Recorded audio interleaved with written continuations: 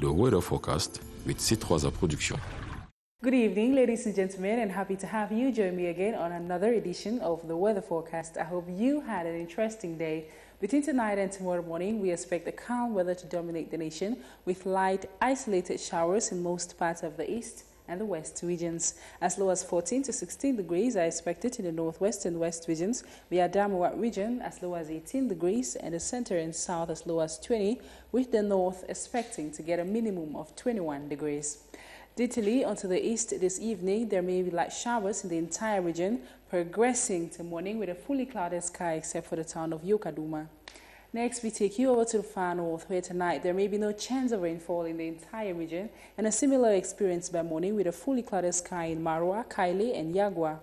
Lastly, we take you over to the west, where tonight there may be light showers in the town of Fumban and no chance of precipitation in the entire west region by morning. To protect yourself and others against the coronavirus, wash your hands regularly with soap and clean water, sneeze with a flexed elbow, and in case of symptoms, call 1510. See you next time.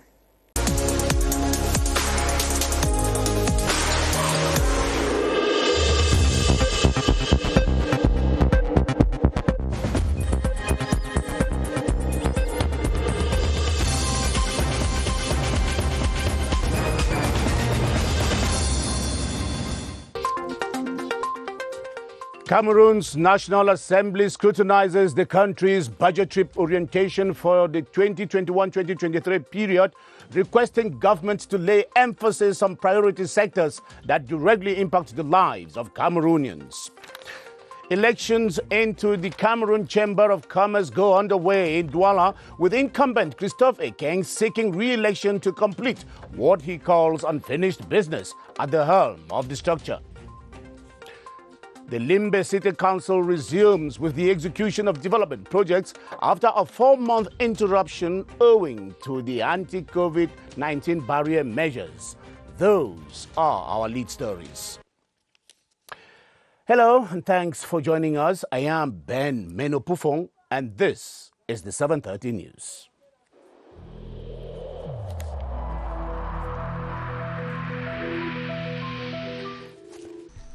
The wearing of face masks in public places will be mandatory until further notice.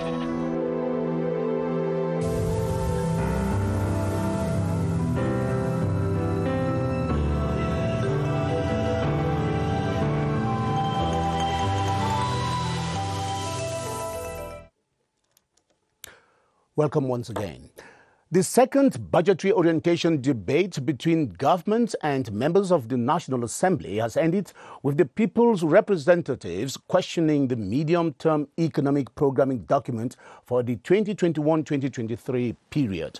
At a plenary sitting chaired by House Speaker Kovai Yege Jibril today, the lawmakers decried the country's debt rate, the slow execution of the decentralization process, and the public investment budgets allocated for the Northwest and Southwest regions.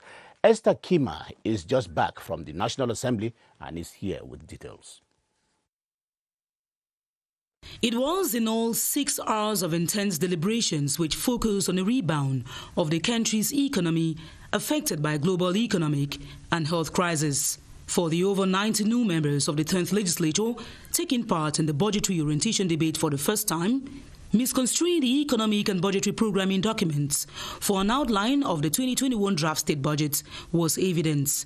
Proof is on the plethora of questions posed on specific projects in their constituencies for the common weal of the population, but most prominent was the 15% distribution criteria of the state budget allocated to regional authorities and the time limits for its application. If you don't contract some debt, how will you develop the country? How will you build roads? How will you build energy infrastructure and so on and so on? The current level of debt, which stands at 38% this year and projected at over 45% in the next 3 years, decried, was clarified. When a technical and functional partner gives you money for something, will you take 15% for the decentralization? No. The outcome of uncompleted projects in the Northwest and Southwest regions hit by crisis also preoccupied the legislators. All the projects that have been defined for those two regions, those projects will be realized. The lawmakers remain, however, hopeful that all the 18 recommendations made by the Finance Committee will be considered when the 2021 draft state budget is presented in November. And the 2021-2023 budgetary projections and orientations that parliamentarians were debating today gives a clear pointer to the priority areas that government will be targeting within the next 3 years. Beatrice Ngum now presents the legal and regulatory framework that governs the budgetary orientation as stipulated in the July 2018 law. According to the July 1, 2018 law, the executive is obliged to table the document on budgetary orientations to Parliament latest July 1 of every year, that is, 6 months before the budgetary orientations debate holds. The budgetary orientation document then permits the executive and the legislative to better coordinate state policies, government action, and control budget deficit. Section 10 and 11 of the July 1, 2018 law also obliges transparency and the promotion of good governance in the management of state funds. Since 2018, the debate on budgetary orientation has held twice. For this second season, Finance Minister Louis-Paul Motazé met with parliamentarians and senators as usual, but their remarks on the proposed documents for the 2021 through 2023 budgetary years will only be channeled to the Prime Minister, head of government. For 2021, Finance Minister is projecting a growth rate of 3.1%, a good budgetary system for Cameroon and also for the CEMAC region as per the CEMAC directives of 2011, compelling governments of the sub-region to have the same budgetary procedures. And as Cameroon's economic and financial prospects for the period spanning from 2021 to 2023 go under scrutiny, expectations are high that some key areas feature on government's priority list. Amongst these priority sectors are the global response to check the spread of the coronavirus, the organization of earmarked football tournaments in the country, and the completion of first-generation projects. Clarissa Ray Takang now puts a finger on some of these sectors that warrant attention and expediency. It is a 3-year timeline that the government has given itself in order to get economic recovery to pre-COVID-19 levels. Between 2021 and 2023 is the period. Based on the unfolding of the pandemic and security concerns, budgetary projections for 2021 have cast a positive outlook on growth, with inflationary trends expected to stay below the sub-regional threshold. The influences identified as susceptible to cause a rebound in economic activity are agriculture, greater energy supply, and a slight upturn in investments. There are equally hopes that oil prices will not shrink any further. With these assumptions to go by, various domains, activities, and priorities will be at the center of public spending and action. The execution of the COVID-19 response plan and the socio-economic repercussions of the disease, major infrastructural first-generation works, and the implementation of the presidential plan to rebuild the Northwest and Southwest regions will be topping the to-do list on the one hand. On the other, access to health care, security, decentralization, and the organization of upcoming continental football tournaments also figure on the 2021-2023 agenda. Meanwhile, the mobilization of more non-oil revenue, the risk of debt accumulation, the quality of public spending, and improved output of state-run entities will not escape scrutiny.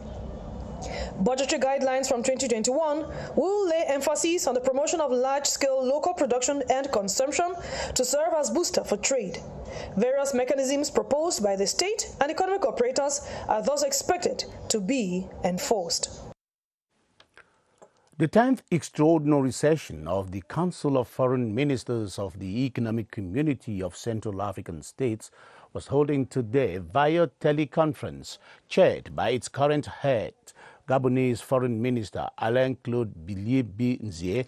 The ministers discussed the coming into force of the new executive of the 11-member state structure And Cameroon's External Relations Minister Mbela Mbela said the country has already ratified the revised treaty which transformed the organization from a secretariat to a commission last year in Gabon. The CEMAC economy is reeling following the COVID-19 crisis and needs to be lifted out of recession. Experts say this will be easy to do if CEMAC member countries go as a group and not as individual countries.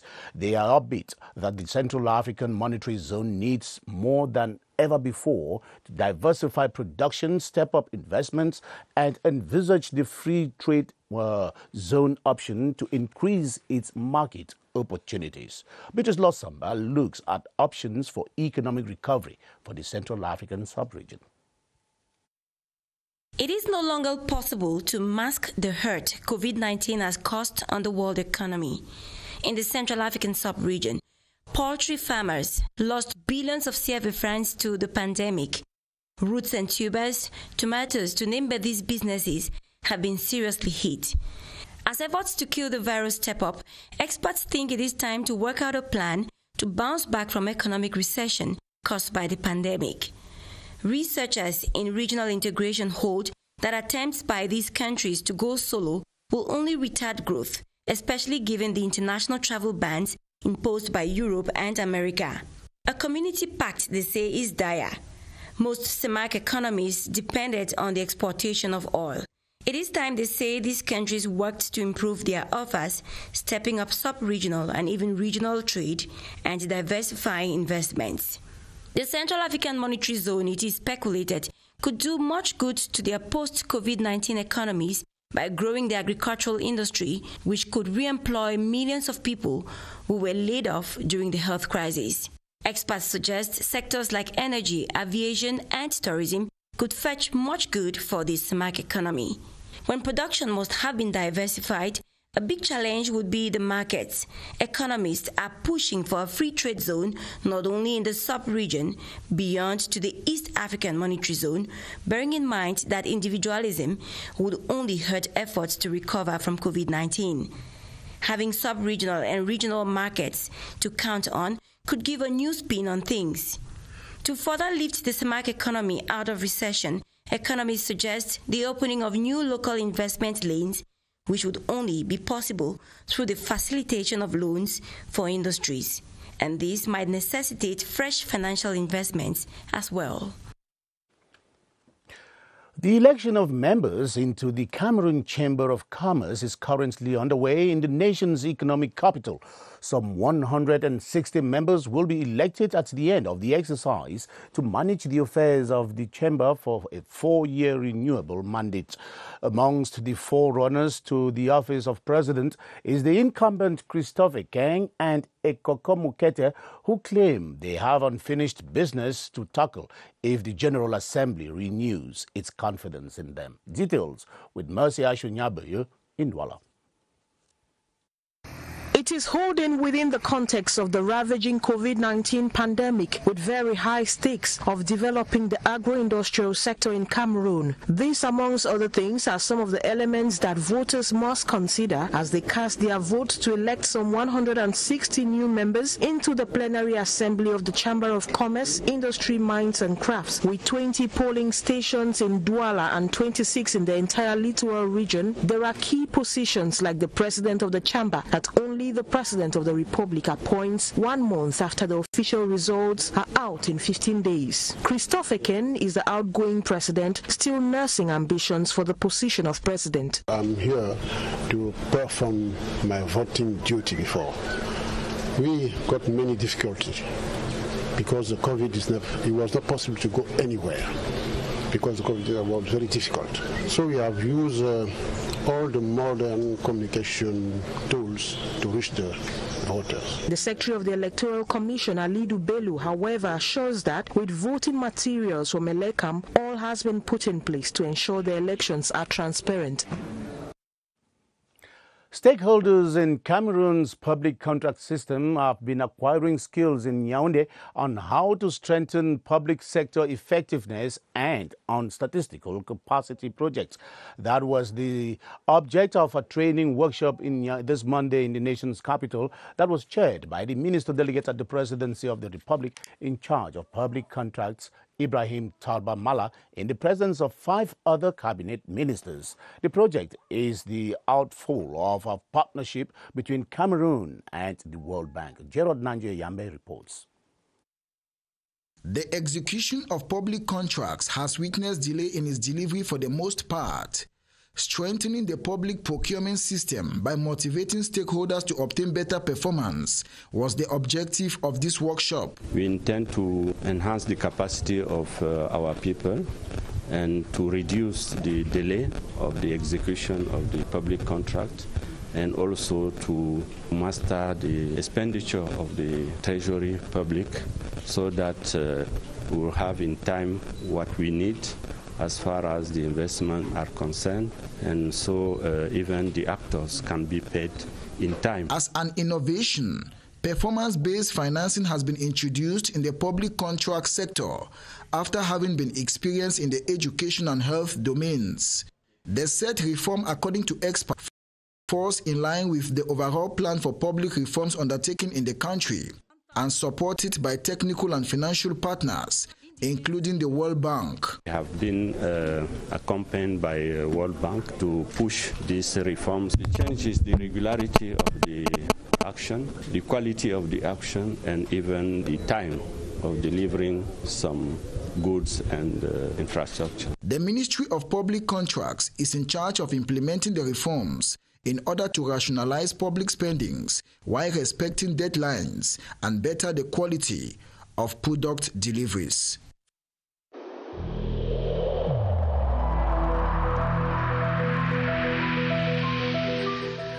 We should bear in mind that negligence by a single individual can seriously harm the entire community.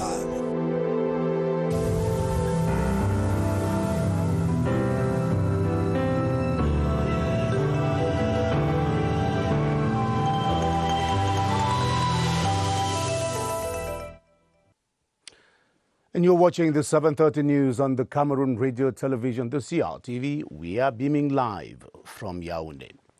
The governments of Cameroon and the Central African Republic have renewed their commitment to work for the serenity of transport between in the Douala-Bangui-N'Djamena corridor. The 2 transport ministers of the country were meeting in Garoua-Boulay yesterday, during which they renewed that commitment following reports that transporters were having it hot with police checks and harassment along the corridor.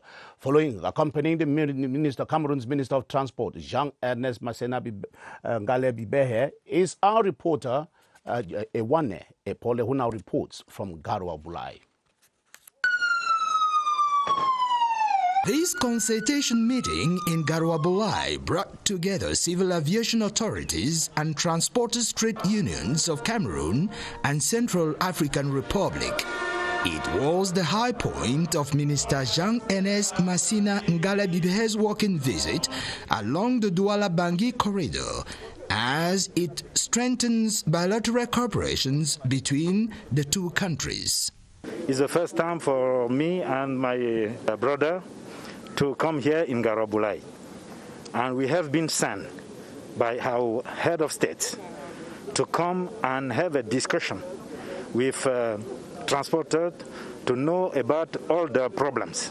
The main problem concern road harassment, and after that visit, we are very happy with what we seen, and we have promised that transporter that we are going to give a solution to this problem. The Cameroon's Minister of Transport and his counterpart of RSA reiterated the commitment of their governments in ensuring the hitch-free transportation of goods through the corridor. A stopover at the Garouabulai and the Cameroon Central African Republic border checkpoints crowned the working visit of the Cameroon and Central African Republic members of government. Cameroon's borders remain one of the spots through which the deadly coronavirus pandemic easily penetrates into the country. Reason why measures have been taken at the borders and at airports to ensure that all those entering Cameroon are properly and utterly screened. Our reporter, Baldwin Sama, is standing by at the Public Health Emergency Operations Center with his guest, Dr. Fils Emmanuel Mignem, with whom he now explores some of these anti-COVID measures that are at airports in the country. Hello, Baldwin. Thanks for joining us.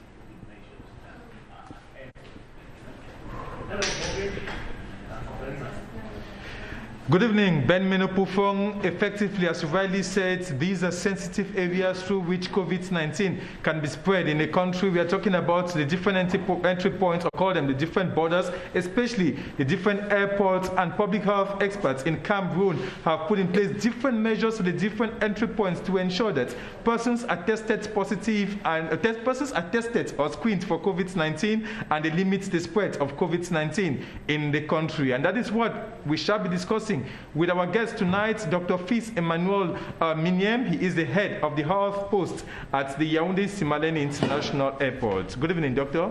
Good evening, sir.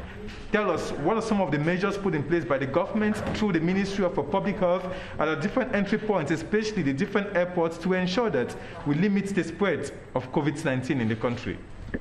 So thank you for your question. The government has provided the frontal health post with equipment that allow them to detect a suspected case and also carry out some tests.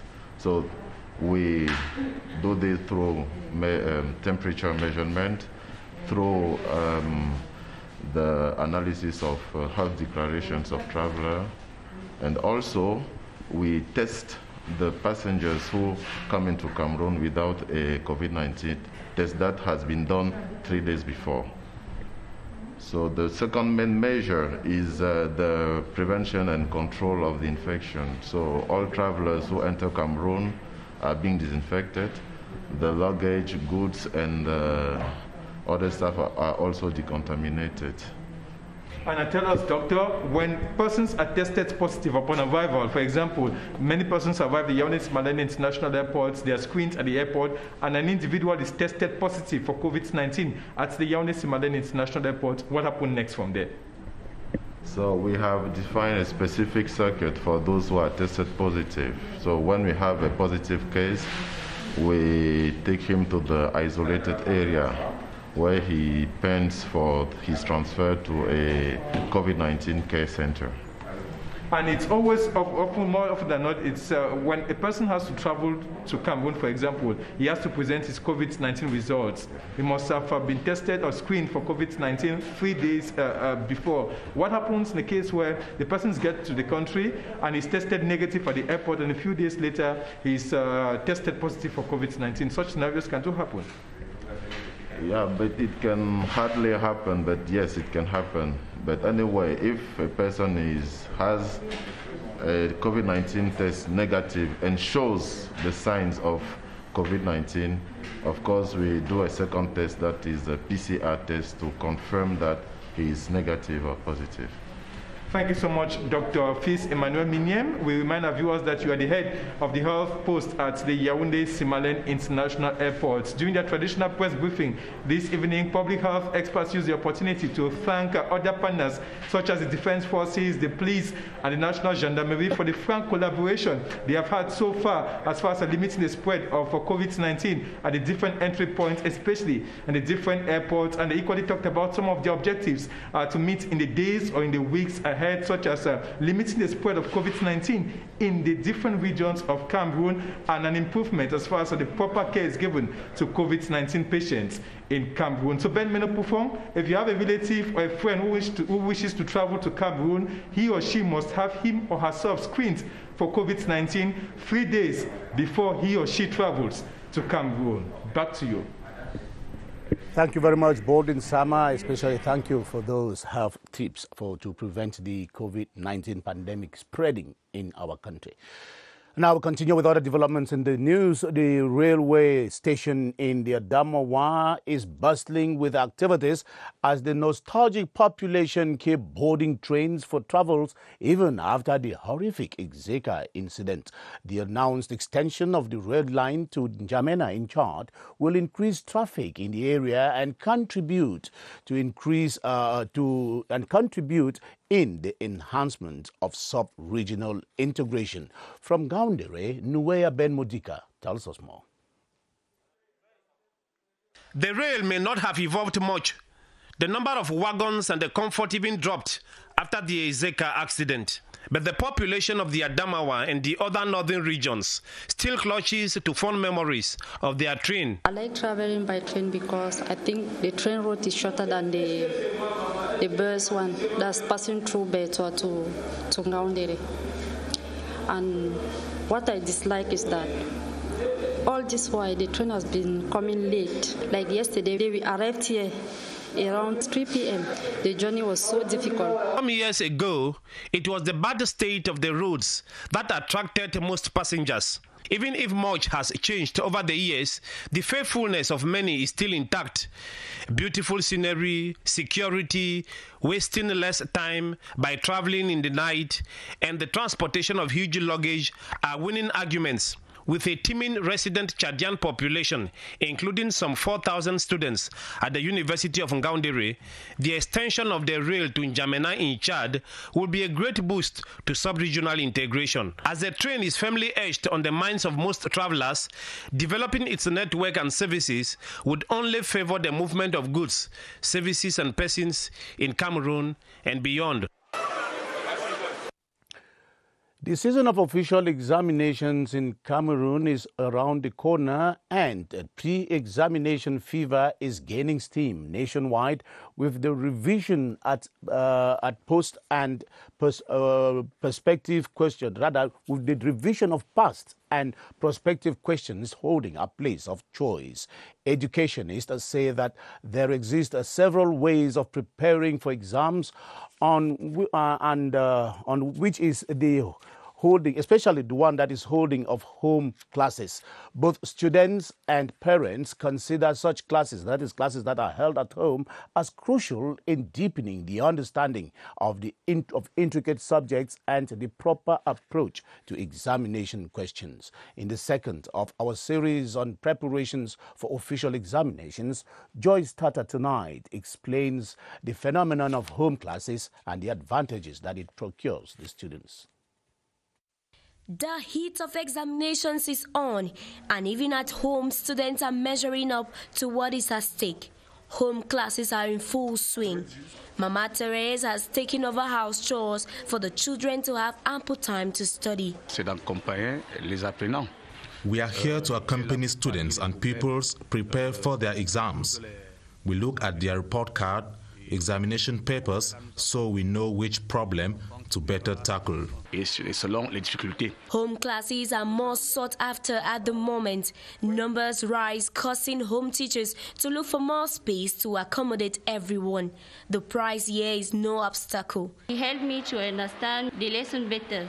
I paid them 10,000 for 1 month. The parents too have a role to play, that of putting an extra eye on what the home teacher does. I changed my children's home teacher because I noticed the lady didn't spend much time here. She would come late and go back early, and my child was not progressing academically. Many of them just go in for the money, so I advise parents to do proper follow-up of home teachers and make sure they are dishing out the right knowledge to our children. Home teaching now proves as a means to get students up to date with issues around examination before they fully sit the exam. Service heads in the Ministry of Youth Affairs and Civic Education in the Northwest region are being groomed on how to build the capacities of youths on moral values, civic education and entrepreneurship. The training falls within the ambit of the 3-year Presidential Special Youth Plan, targeting over 1 million beneficiaries across the country, with the priority being youths of crisis-hit regions. Mercy Kusi is in Bamenda. These are divisional and subdivisional delegates of youth affairs, as well as youth representatives from every subdivision of the Northwest. They are here to kickstart the second lap of the 3-year Special Youth Plan, which is set to have as focus moral rearmament. The main component of this program is in twofold. We have remorse, which is moral, civic, and entrepreneurial rearmament of young people. And the second goal of this program is INSEC, which is economic integration of young people, in such a way that each young person, whether educated or not, can contribute to the productivity of the nation. For the next 4 days, the trainers will be equipped with adequate knowledge and material that shall facilitate the training of young people. You know the importance of the youth in the building of the nation, and the government can't too much on our youth to participate in the development of our country. It is a close to 4 billion CFA francs project, and every youth interested to benefit from it is expected to register with the National Youth Observatory, either online or at the nearest multipurpose youth center.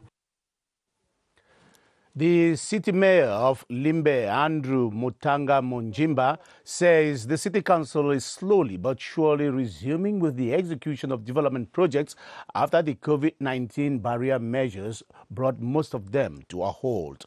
Mr. Mutanga was speaking during an evaluation meeting of the performance of the city council over the past months.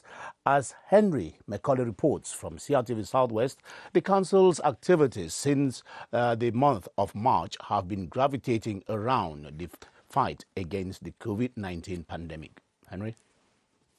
When the government intensified the campaign to fight the coronavirus in the first quarter of 2020, the Limbe City Council did not stay on the sidelines. The municipality was at the forefront, educating its population too on the dangers of COVID-19. It equally provided tools to fight the disease. We had to leave every other thing that we had planned for to get into the total fight against the COVID-19 that preoccupied the council more than every other thing, because it had to do with the health of our population. Today, the council has not abandoned the fight against COVID-19. Rather, the city mayor, Andrew Mutanga Munjimba, believes that the council can shift gears now that inhabitants of the municipality have basic knowledge on how to prevent the virus. So the council is back with its regular activities. Keeping the town clean, making sure that the town has water to drink, that our street lights remain impeccable, many other things that were budgeted for, like the maintenance of earth roads. After being in office for a little over 3 months, the mayor of the city of Limbe, Andrew Mutanga Munjimba, thinks the performance of his municipality is rated excellent in the eyes of inhabitants of Limbe. For now, Mr. Mutanga says his only wish is for the population of Limbe to continue to give him the necessary support so that the city of Limbe can witness remarkable development in the coming years. Newly appointed Secretaries General in ministries continue assuming office in Yaoundé with the challenge of ensuring a smooth running of their respective ministries as well as expediency in the handling of files. The instructions were spelled out today at the Ministries of Housing and Urban Development, where Professor Nah Maturin was installed by Minister Celestin Kechakotes, and at the Ministry of Employment and Vocational Training, where Issa Chiroma Bakari commissioned Madame Fochap Esandem Prudence Nkong as Secretary General. Details in this joint report with Yoti Kaleli Sange and Victor Siga. Formerly Senior Treasury Inspector, she is now Secretary General of the Ministry of Employment and Vocational Training, replacing Justin Kwekam. The teacher at the National School of Administration and Magistracy is expected to use her rich experience in overcoming the task of managing the people and resources of the ministry, among others. It's a collective effort of everybody. So I promise the Cameroonian youths especially that something will be done great for their lives. My main priority will be to reduce youth unemployment. The native of Lebialem in the southwest region of Cameroon is married and mother of 7. As early as day 1, Professor Na Maturin, who takes over the baton of Commander Secretary General at the Ministry of Housing and Urban Development, needs to get his head in the game. He should do everything possible for us to deliver what the head of state awaited from us. That means more housing, road, sanitation, and urban mobility. We need to work with all people to make sure that everyone will put hand. Tasks he has pledged to perform duly. The 55-year-old native of Koteng, Upper Sanaga Division of the Central Region, was prior to his appointment head of the Public Law Department at the University of Ngaoundéré. Professor Na Maturin is holder of a PhD in political science and married with 4 kids. The 7:30 news on the Cameroon Radio Television. That's the way it was. Thanks for the privilege of your company. Good night.